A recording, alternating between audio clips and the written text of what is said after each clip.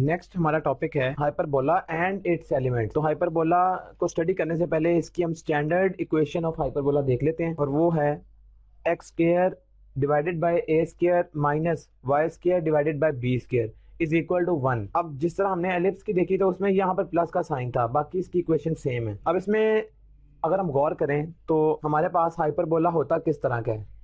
Let suppose दो axis हमारे पास इस तरह से हैं, एक्स एक्सिस और वाई एक्सिस, हम इनके ऊपर ड्रॉ करते हैं। हाइपरबोला उसकी इस तरह से ड्राइंग, यहाँ पर इसके डायरेक्ट्रिस आ जाते हैं। ये इसके डायरेक्ट्रिस थे, ये इसका पहला है और ये दूसरा। इसमें ये इसका फोकस पॉइंट एफ डैश जो कि -C0 है, और ये इसका फोकस पॉइंट C0 है। इसके बाद सेंटर इसका 0 0 है, और ये जो पॉइंट है इसका A डैश और ये A, ये -A0 है और ये A0 है। इसके बाद जो डायरेक्ट्रिस की इक्वेशन हाइपरबोला के केस में है वो बराबर आती है C divided by E square, और ये एक्स एक्सिस पे कट कर रही है इसलिए x is equal to C divided by E square है। ये जो हमारे पास A डैश और A तक डिस्टेंस है इसको हम कहते हैं, जिस तरह हमने पहले कहा, वर्टिसेस। और इस एक्सिस का जो नाम है वो दो नाम इसके लिए हम यूज करते हैं, एक ट्रांसवर्स एक्सिस और दूसरा हम यूज करते हैं फोकल एक्सिस। इसको फोकल एक्सिस भी कहते हैं, ट्रांसवर्स एक्सिस भी कहते हैं, और ए डैश क्या है, वर्टिसेस। अब अगर हम गौर करें तो length of segment A dash ये बराबर है 2a के, क्योंकि यहां से सेंटर तक a और सेंटर से a डैश तक a, तो a प्लस a 2a। इसके बाद इसी तरह लाइन सेगमेंट बी डैश ये बराबर आएगी 2b के, और उसके लिए भी हम कंसीडर करेंगे दूसरा वाला हाइपरबोला। इनमें से ऑब्जेक्टिव टाइप बनती है। अब हम जो हमारे पास दो स्टैंडर्ड हाइपरबोलाज हैं उनको हम स्टडी करते हैं। इस हाइपरबोला के लिए अब हम अगेन ग्राफ कंसीडर करते हैं। ये दो ग्राफ्स हैं हाइपरबोला के लिए, एक एक्स एक्सिस के सिमेट्रिक है और एक वाई एक्सिस के सिमेट्रिक है। अब जिस तरह हमने पहले रिलेशन स्टडी किए इसी तरह हाइपरबोला के भी हमने रिलेशन स्टडी करने हैं। तो इसमें हम ये चीजें देख लेते हैं। ये जो दो इसमें लाइंस हैं ये डायरेक्ट्रिसेस हैं, जो कि इन दोनों पैराबोलास ये जो शेप्स हैं इनके दरमियान में लाई कर रहे हैं, और इधर भी इन दोनों के दरमियान में डायरेक्ट्रिसेस लाई कर रहे हैं। इसकी इक्वेशन अभी हम दोनों वेरीफाई करेंगे। उसके बाद ये इसका फोकस पॉइंट है, ये इसके वर्टिसेस हैं ए डैश, और उसके बाद ये इस साइड पर फोकस है।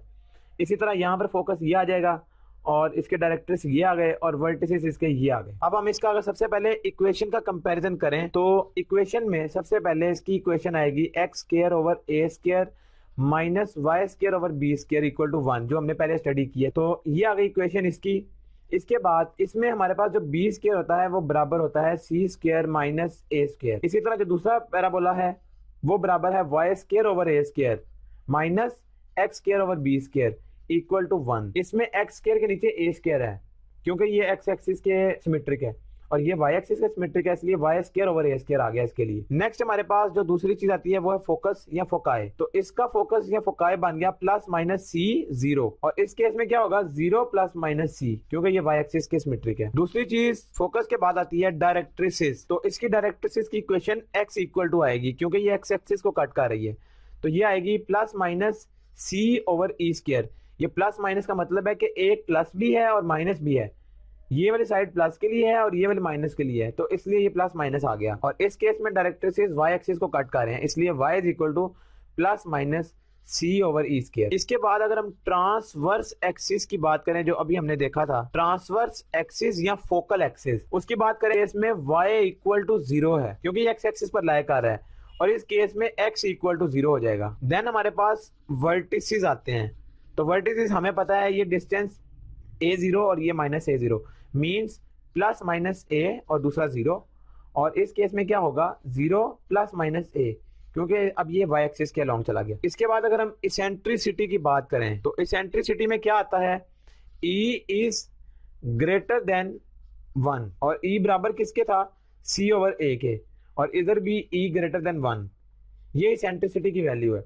मतलब इसेंट्रिसिटी जब ग्रेटर देन 1 होगी पास कॉनिक सेक्शन कौन सा होगा, हाइपरबोला। इस तरह से इसकी ऑब्जेक्टिव बनती है। इसके बाद अगर हम इसका सेंटर देखें तो सेंटर इसका वो 0 0 ही होगा, क्योंकि ये एक्स एक्सिस और वाई एक्सिस का जो इंटरसेक्शन है उसके ऊपर लाई कर रहे हैं, तो वो ओरिजिन 0 0 है। ये हमारे पास हाइपरबोला से मुताल्लिक। अब इस तरह अगर हमारे पास ये इक्वेशन आ जाती है और हमसे पूछा जाता है कि अगर हाइपरबोला की ये इक्वेशन हो तो ट्रांसवर्स एक्सिस क्या होगा, या डायरेक्ट्रिसेस की इक्वेशन क्या होगी, या इसका फोकाई क्या होगा, या वर्टिसेस क्या होंगे, तो ये इस तरह के इसकी ऑब्जेक्टिव बन सकती है। हमें जस्ट ये दो हाइपरबोलास की जो डायग्राम्स हैं ये ज़हन में रखनी है। इसके बाद हमारा जो अगला टॉपिक है वो है ट्रांसलेशन ऑफ एक्सिस से मुताल्लिक। और ट्रांसलेशन ऑफ एक्सिस क्या है? ट्रांसलेशन ऑफ एक्सिस का मतलब है कि एक्सिस को अपनी जगह से उनकी पोजीशन चेंज कर देनी। लेट सपोज अगर हमारे दो एक्सिस ये हैं, ये हमारा एक्स एक्सिस है, ये हमारा वाई एक्सिस है, ये इसका सेंटर पॉइंट है या इसको हम ओरिजिन कह लेते हैं 0,0। अब ट्रांसलेशन ऑफ एक्सिस का मतलब ये है कि हमने इसका वाई एक्सिस भी चेंज कर दिया और एक्स एक्सिस भी चेंज कर दिया, और इसको हम कैपिटल एक्स और कैपिटल वाई से डिनोट कर लेते हैं।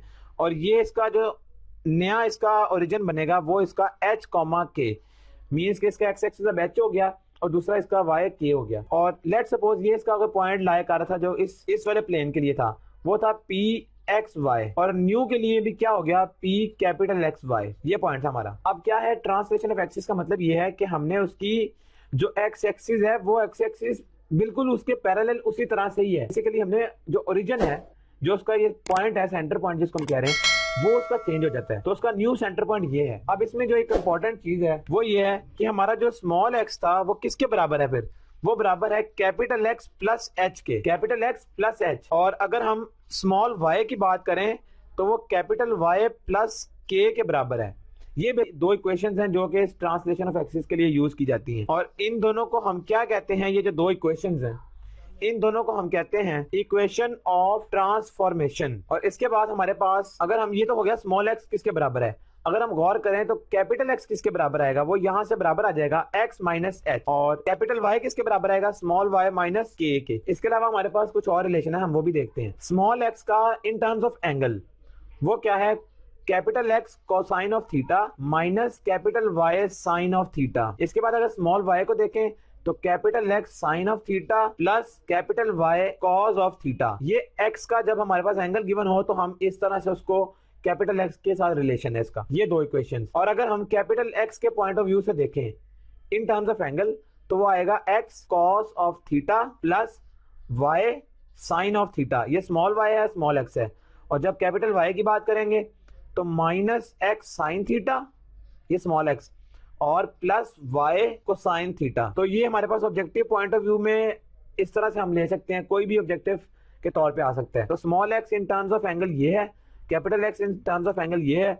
इसके अलावा स्मॉल एक्स और कैपिटल एक्स का ये सिंपल रिलेशन है। अब हमारे पास एक और टॉपिक वो है classification of conics by discriminant. अब ये इसका मतलब क्या है कि हमारे पास एक कोई कॉनिक है, कॉनिक मीन्स कि किसी भी सर्कल की, पैराबोला की, एलिप्स की या हाइपरबोला की। ये हमारे पास इक्वेशन है ax square plus 2hxy plus by square plus 2gx plus 2fy plus c is equal to 0 एक कॉनिक है। कॉनिक मींस ये एक शेप है और उसकी ये इक्वेशन है। अब जो डिस्क्रिमिनेंट हमने देखा, डिस्क्रिमिनेंट का मतलब ये है h square minus a b equal to discriminant. ये हमारा जो है डिस्क्रिमिनेंट कहलाता है। अब हमारे पास तीन चीजें आती हैं। हमारे पास सबसे पहले सर्कल, उसके बाद हमारे पास पैराबोला था, फिर एलिप्स आई, और देन हमारे पास अब हम हाइपरबोला स्टडी कर रहे हैं। अब करना क्या है, जो हमारे पास ये डिस्क्रिमिनेंट है इसकी बेस पर अगर हम चेक करें कि क्या चीज हमारी जो है वो सर्कल होगी, क्या एलिप्स होगी, कौन सा हाइपरबोला होगा और कौन सा इसमें सर्कल होगा, तो वो किस तरह से हमें पता लगेगा? उसके लिए अगर हमारा H square minus a be less than 0 हो जाए, ये डिस्क्रिमिनेंट है बेसिकली। इसी तरह अगर हमारा डिस्क्रिमिनेंट इक्वल टू 0 हो जाए, इसी तरह अगर हमारा डिस्क्रिमिनेंट ग्रेटर देन 0 हो जाए।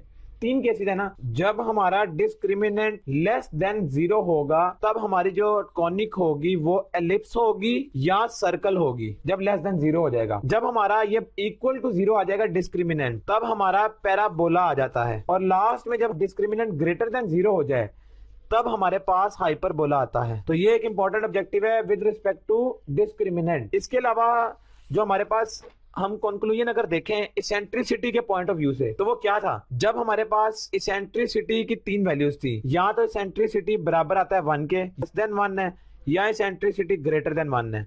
जब ग्रेटर देन 1 था तब हमें पता है कि ये हाइपरबोला है, जब ये इक्वल टू 1 था तब ये पैराबोला था, और जब ये लेस देन 1 था तब ये क्या था? एलिप्स। लेकिन इसमें एक और चीज हम ऐड कर लें, वो ये है कि ये ग्रेटर देन 0 होना चाहिए, मींस 1 और 0 के दरमियान लाई करती है इसेंट्रिसिटी की वैल्यू।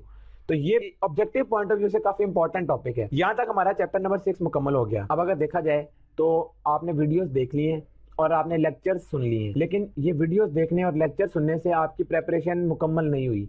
अगर हम कह सकें तो ये आपके 30 to 40% तक अभी प्रेपरेशन हुई है। हमने जो हर वीडियो लेक्चर के बाद MCQs ऐड किए हैं इसी वेबसाइट talimdost.com के ऊपर। आपने उन MCQs को खुद करना है। जब आप उन MCQs को सॉल्व कर लेंगे तो फिर आपकी जो प्रेपरेशन है entry test point of view से हम ये कह सकेंगे कि वो आपकी इंक्रीज हो गई है। तो यहाँ तक चैप्टर नंबर 6 मुकम्मल हो गया। Thank you very much. अब आती है एक्सरसाइज 6.6 और इसका क्वेश्चन नंबर 1 है, find an equation of the hyperbola with the given data, sketch the graph of each. Centre 0 0 है, फोकस 6 0 है और वर्टेक्स 4 0 है। अब हमारे पास जो हाइपरबोला की सिंपल इक्वेशन होती है जब सेंटर 0 0 होता है तो वो ये है, x square over a square minus y square over b square equal to 1। अब ये इसके बराबर है और हमें इसमें एक चीज ये भी पता है कि ए स्क्वायर प्लस बी स्क्वायर बराबर होता है किसके, सी स्क्वायर के। तो अगर ये बराबर है तो गौर करें, उसने हमें कहा कि जो सी है वो बेसिकली ये होता है 6 और ए बेसिकली बराबर है 4 के। तो गौर करें, सी हो गया 6 और ए हो गया 4। अगर ये इसके बराबर है तो इसका मतलब फिर ये हुआ कि हम इस इक्वेशन में डायरेक्ट वैल्यू पुट करके अपना आंसर निकाल सकते हैं। गौर करें, इन दो में से हम सी भी गिवन है ए भी, तो हम बी स्क्वायर निकाल सकते हैं, यानी सी स्क्वायर माइनस ए स्क्वायर, और सी स्क्वायर का मतलब है 36 और ए स्क्वायर का मतलब है 16। तो बी आ जाएगा क्या, 20 इसका स्क्वायर, तो बी स्क्वायर 20 आ गया। अगर गौर करें तो यहाँ इक्वेशन क्या यूज हो रही है, x square over a square. A square है basically 16 minus y square over b square है 20 इक्वल टू 1। तो ये होगी रिक्वायर्ड इक्वेशन उस हाइपरबोला की कि जिसका सेंटर 0 0 है, फोकस 6 0 और वर्टेक्स 4 0। तो हमने ए बी सी की वैल्यूज की मदद से ये वाली इक्वेशन ड्राइव कर ली।